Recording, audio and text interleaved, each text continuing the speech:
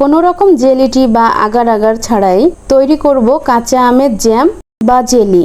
এটি একবার তৈরি করলে 1 বছর সংরক্ষণ করে রাখা যাবে। আসসালামু আলাইকুম।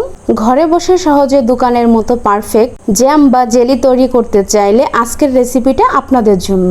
আমার এই ভিডিওটা দেখার পরে আর দোকান থেকে চড়া দাম দিয়ে জ্যাম বা জেলি কিনে খেতে হবে না। অন্য যে কোনো জ্যামের চেয়ে এই কাঁচা আমের টক মিষ্টি স্বাদের জ্যামটা ছোট বড় সবাই খুবই পছন্দ করে। বাচ্চাদের তো টিফিনে এটা হলে আর কিছু লাগেই না। আশা করি আমার এই ভিডিওটি আপনাদের কাছে খুবই ভালো লাগবে। আজকে এই কাঁচা আমের টক মিষ্টি জ্যাম তৈরি করার জন্য এখানে 1 কেজি কাঁচা আম নিয়েছি। আপনারা আপনাদের প্রয়োজন অনুযায়ী নিয়ে নেবেন। এখন একটি কাটারের সাহায্যে আমগুলোর খোসা ছাড়িয়ে নিব। সবগুলো আমের খোসা ছাড়িয়ে নিয়েছি। এখন পরিষ্কার পানি দিয়ে ভালো করে ধুয়ে নিব। আমগুলো ভালো করে ধোয়া হয়ে গেলে একটা পাত্রের ভিতরে উঠিয়ে নিব। আমগুলো একটা পাত্রে উঠিয়ে নিয়েছি। এখন একটি বটির সাহায্যে আমগুলো ছোট ছোট পিস করে কেটে নিয়েছি। চুলায় একটি পাত্র বসায় দিয়ে সবগুলো আম ঢেলে দিয়ে দিলাম। তারপর এখানে 1.5 কাপ মতো পানি দিয়ে দিলাম। এখন চুলার জালটা ওপেন করে দিব। এখন আমগুলো ভালো করে নাড়াচাড়া দিয়ে 10 মিনিটের মতো সেদ্ধ করে নিব। আমি আমগুলোকে 10 মিনিট সিদ্ধ করে নিয়েছি। এখন একটি আম আমি চেক করে দেখাচ্ছি। একটা চামচ দিয়ে চাপ দিলে দেখবেন গলে যাচ্ছে, তখন বুঝতে হবে আমটা পুরোপুরি সিদ্ধ হয়ে গেছে। এখন আমি চুলার জাল বন্ধ করে দিব। এখন একটি ছাঁকনির সাহায্যে আমগুলার পানি ছেঁকে নিব। আর যে আমগুলো অবশিষ্ট আছে এটা একটা সাইডে রেখে দিব। জ্যাম তৈরি করতে ছেঁকে নিয়ে এই পানিটুকি লাগবে। চুলায় একটি প্যান বসায় দিয়ে আম সেদ্ধ করে নিয়ে পানিগুলো আমি দিয়ে দিব প্যানের ভিতরে। এখন একটু নাড়াচাড়া করে জাল করে নিব।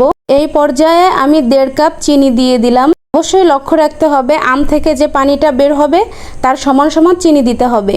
আমার এখানে আম থেকে 2 কাপের মতো পানি বের হয়েছে, তাই এখানে আমি 1.5 কাপ চিনি নিয়েছি। আপনারা কম বেশি করে দিতে পারেন। আর অবশ্যই এইভাবে নাড়তে হবে, না হলে তলে লেগে যেতে পারে।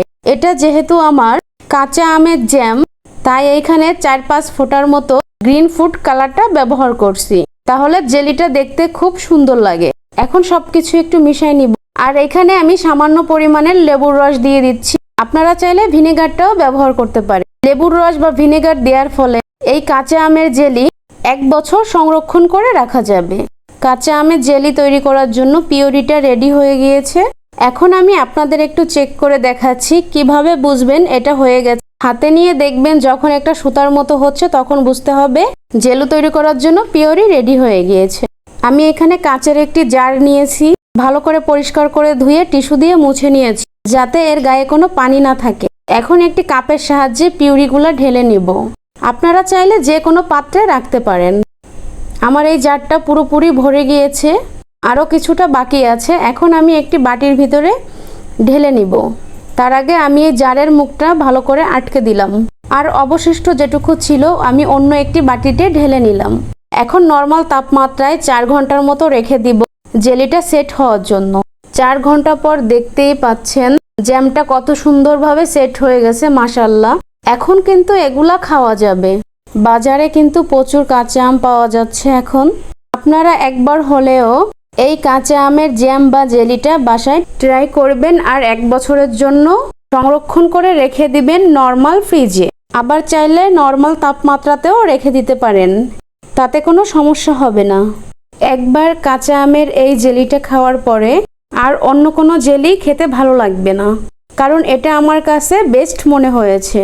আশা করি আমার এই টক মিষ্টি কাঁচা আমের এই রেসিপিটা আপনাদের কাছে ভালো লেগেছে আর খুব সহজও লেগেছে।